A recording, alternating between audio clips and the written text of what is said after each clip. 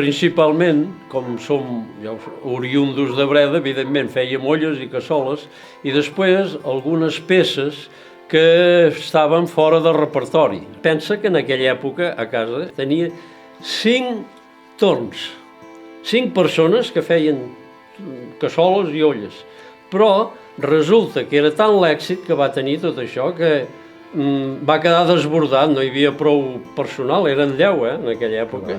Jo no dono l'abast de fer això. Diu, hauríem de crear un estec, però que no parés mai, i que hasta un nen el pugui fer anar. Feia uns 70 peces a l'hora. Li arribaven pedits de per tot arreu, venia per tot arreu.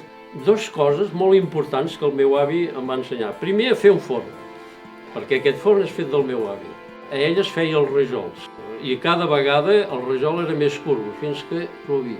Un forn que fa cap a 2 metres un pis, metro i pico al primer pis, 2 metres al segon pis, havia d'haver una llamarada, perquè si no a dalt no vessis cuit al baix i a dalt ves quedat cru.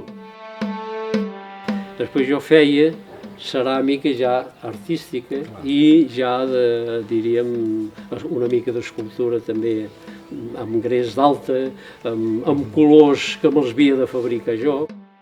Dic, tu no, dic, m'agradaria molt anar al Japó, no sé què, tal. I què vols anar a fer? Jo dic, home, m'agradaria veure aquests grans mestres, la ceràmica i tal.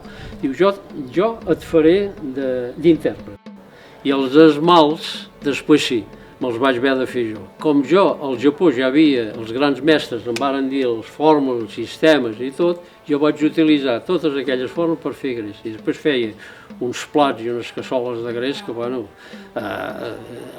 ja podia ratllar i picar i no sé què, i allò va ser un èxit grandiós.